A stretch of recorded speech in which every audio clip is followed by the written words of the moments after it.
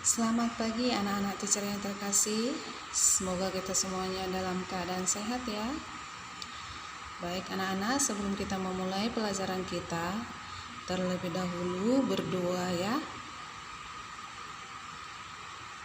Baik anak-anak, untuk hari ini pelajaran kita adalah tetap di tematik tema 6, subtema 1, pembelajaran 2.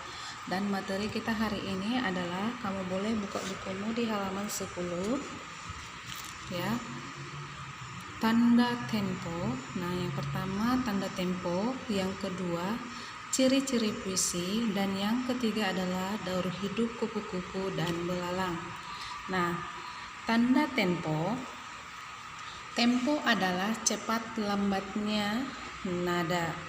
Tempo ini sudah kita pelajari dari sejak kelas 2 ya. Tempo, nada ya sudah dipelajari. Irama.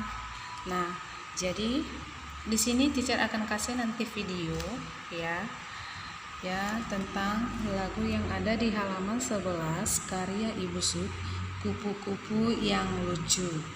Nah, kamu dengarkan videonya ya. Kemudian kamu gunakan tempo yang tepat. Nah, di sini tempo yang digunakan adalah andante. Nah, andante itu artinya apa? Ya, lagu yang dinyanyikan dengan sedang ya, atau tempo yang dinyanyikan dengan sedang. Nah, untuk lebih paham boleh kamu buka halaman 13. Ya, nah, di sini ada ya istilah-istilah tempo, jenis-jenis tempo, dan ada juga artinya ya. Nah, nanti videonya akan teacher kirim ya. Kamu nyanyikan dan ikuti tempo sesuai dengan lagu ini ya, kupu-kupu yang lucu. Kemudian kamu jawab ya, ini tugas yang pertama. Nanti kamu jawab pertanyaan ini yang ada di halaman 12 setelah kamu selesai menyanyikan lagu tersebut, yaitu kupu-kupu yang lucu ya. Oke, yang kemudian ini video ini juga akan teacher kirim nanti untuk kamu ya, ciptaan Ibu Sud juga, tik-tik bunyi hujan. Nah, kamu nyanyikan dengan tempo moderato. Nah, moderato itu artinya bagaimana? Sedang ya, berarti sama dengan andante, cuman di moderato ini lebih lebih lambat ya ketukannya daripada andante ya. Oke, setelah itu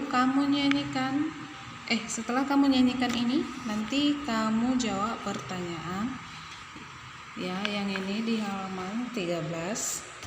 Setelah kamu nyanyikan lagu ini, kamu menjawab pertanyaan yang ada di halaman 13 ini.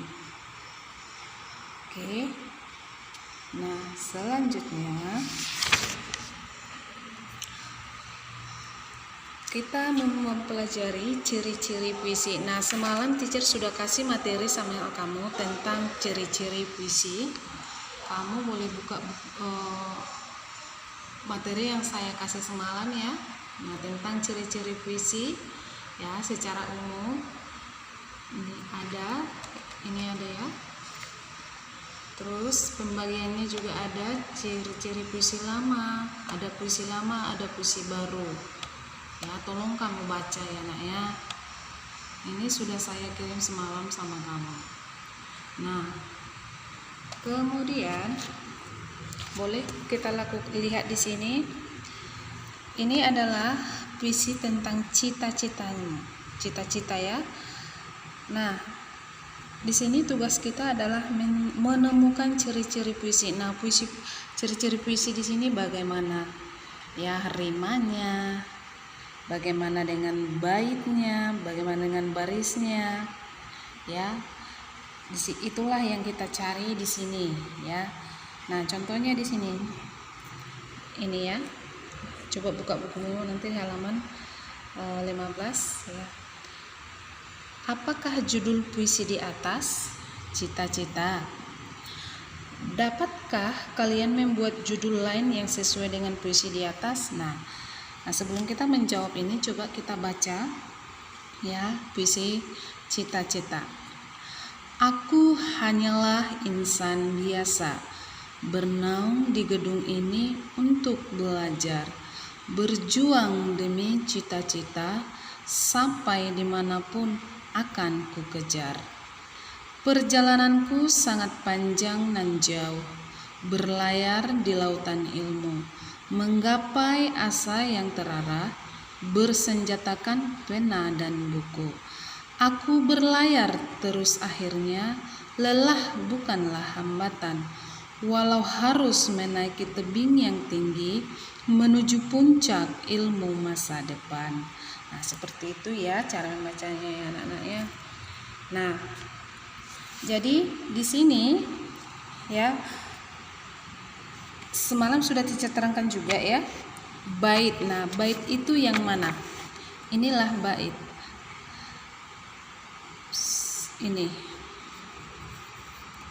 Ini satu bait. Ini satu, ini satu. Jadi satu bait ada 4 baris ya. 1, 2, 3, 4. Ini satu baris, 2 baris, 3 baris, 4 baris. Baris itu adalah kumpulan dari beberapa kata ya, hingga memiliki makna. Nah, sedangkan bait adalah kumpulan dari beberapa baris, itulah bait. Jadi kalau dilihat dari sini, ini ada berapa bait? 1 bait, 2 bait, 3 bait. Jadi puisi ini ada 3 bait. Nah, jumlah setiap bait ada berapa baris? 1, 2, 3, 4. Ada 4 baris. 1 bait ada 4 baris. Nah, perlu anak-anak tahu 1 bait itu tidak selamanya 4 ya, kadang 3 ya. Jadi tidak selamanya 4, tapi kadang juga 3 baris maksudnya dalam 1 bait. Nah, tetapi dalam puisi ini 1 bait itu adalah 4 baris. Nah, sekarang kita lihat rimanya ya, rima. Apa itu rima? Ya, semalam di materi saya kasih juga ya, sudah ada saya berikan ya semalam rima ini. Nah, rima atau unsur bunyi. Nah, untuk lebih jelas juga boleh kamu buka bukumu yang ada di halaman 17. Nah, di sini ada rima. Rima adalah pengulangan bunyi pada suatu rangkaian puisi. Rima merupakan salah satu unsur penting dalam puisi. Melalui rima inilah suatu puisi menjadi lebih indah. Rima tidak selalu berada di akhir baris atau di akhir baris dalam satu bait.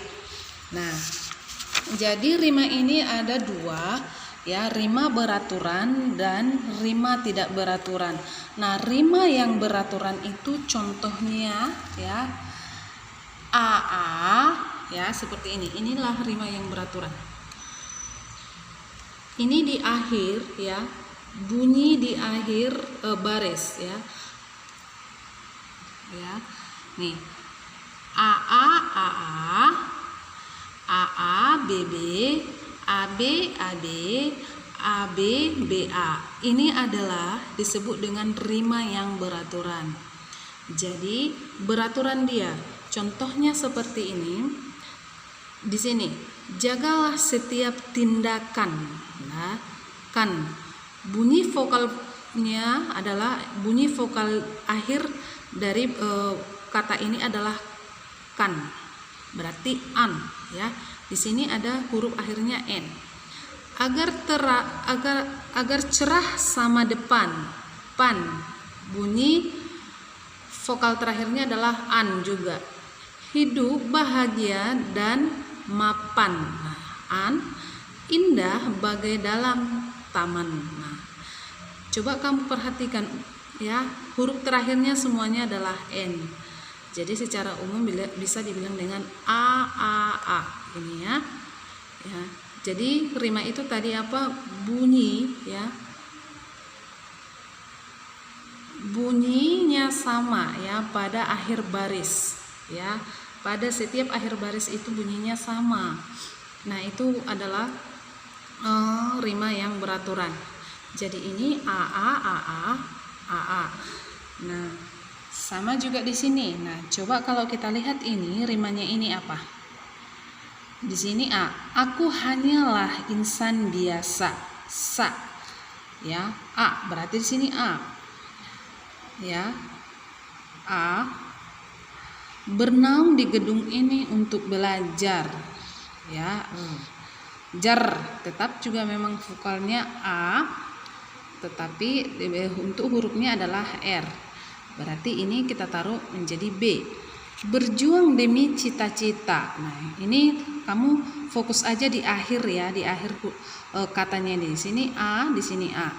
Berarti ini tadi A, di sini tetap A. Karena ini dengan ini sama, baris pertama ketiga sama. Sampai dimanapun akan ku kejar. Nah, ini akhir katanya tadi R, berarti sini juga R. Nah, ini kita sebutkan tadi B, berarti ini juga B. Jadi rimanya ini adalah rima beraturan. Dan ini dia A, B, A, B. Inilah rimanya. Nah, bagaimana dengan bait yang kedua? Di sini H, di sini U. Nah, kita coba ini buat menjadi A, ini B. Sedangkan ini H. Nah, baris ketiga dengan yang pertama itu sama. Di sini ini kita sebutkan tadi A, berarti ini juga tetap A. Nah, sedangkan baris yang kedua dengan keempat tetap sama. Nah, ini tadi kita sebutkan adalah B, berarti ini juga tetap B. Jadi rimanya adalah A, B, A, B. Nah, bagaimana dengan bait yang ketiga? Rima bait yang ketiga ini bagaimana? Nah, di sini akhirannya A, di sini N, di sini I, di sini N. Nah, contohnya A ini kita buat di sini A, N B. Nah, ini sudah I, udah beda dia. Ini baris keempat kedua sama. Nah, taruh B. Jadi di sini apa kita buat? Nah, inilah yang dinamakan rima tak beraturan. Jadi bunyi vokalnya tidak sama. Nih, akhirnya hambatan tinggi depan ya. Yang sama itu adalah hanya baris yang kedua dengan baris yang keempat. Jadi inilah yang disebut dengan rima tak beraturan. Oke anak-anak ya. Nah, dari penjelasan teacher ini bisa kamu menjawab nanti pertanyaan ini. Nah, untuk lebih jelasnya ya, di sini kamu boleh lihat buku halaman 16. Ya, ini sudah teacher tulis, ini adalah rima beraturan. Ini puisi yang tadi ya anak-anak ya. Rima beraturan, ini rima yang tidak beraturan karena bunyi vokal akhirnya tidak sama. Makanya ini disebut dengan rima yang tidak beraturan. Oke. Nah, tugas kalian, oh ya, yang ini tidak usah ya, karena sudah bisa kita jawab tadi. Nah, yang ini halaman 16 ya. Kamu boleh jawab ya pertanyaan ini. Bagaimanakah bunyi vokal akhir pada tiap baris puisi di atas? Nah, atau boleh kamu buat sini atau tuliskan, saya ganti aja ya. Tuliskan rima ya, rima setiap bait puisi ini. Jadi ini saya ganti soalnya menjadi tuliskan rima. Tuliskan rima setiap bait puisi ya, dan jelaskan apakah itu rima beraturan atau tidak beraturan. Ya, ini tugas yang nomor 3. Ya. Jadi itu tugas yang ketiga. Nah, sekarang masuk kita ke ya metamorfosis hewan atau daur hidup hewan. Nah, semalam juga teacher sudah ada penjelasan ya di video ya anak-anak ya. Ini metamorfosis itu adalah, apa artinya metamorfosis? Metamorfosis adalah proses perubahan bentuk yang terjadi pada hewan ya, proses perubahan bentuk yang terjadi pada hewan. Nah, metamorfosis itu terbagi atas dua, yaitu metamorfosis sempurna dan tidak sempurna. Nah, metamorfosis sempurna dikatakan itu ya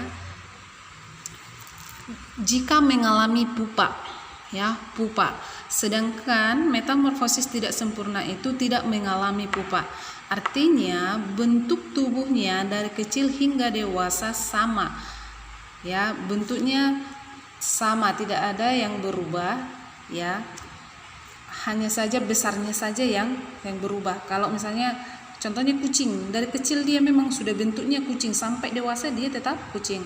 Lain hal dengan kupu-kupu. Nah, kupu-kupu diawali dengan apa? Ulat, ya.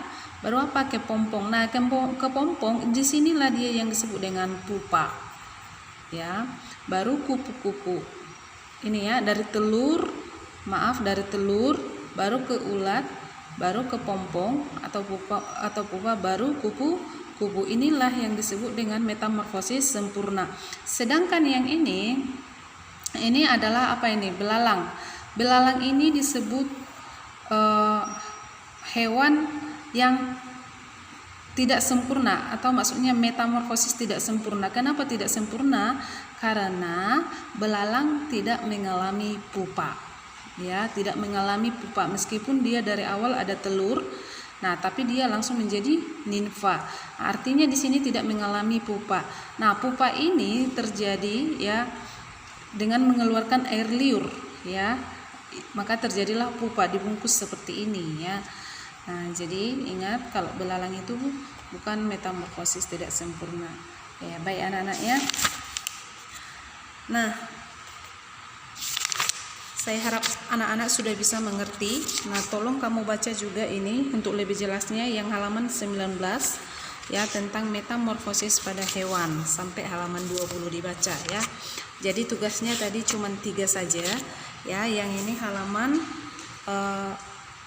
17 ini tuliskan rima setiap puisi yang dari ini, dari halaman 16 Ibu tuliskan rimanya dan jelaskan dia apakah itu rima beraturan atau tidak beraturan. Tuliskan dalam buku catatan. Oke, yang kemudian tugas yang kedua tadi yang ini halaman 13 baru, dan yang pertama tadi halaman 12 yang ini ya. Oke, terima kasih anak-anak. Selamat belajar. Tuhan Yesus memberkati.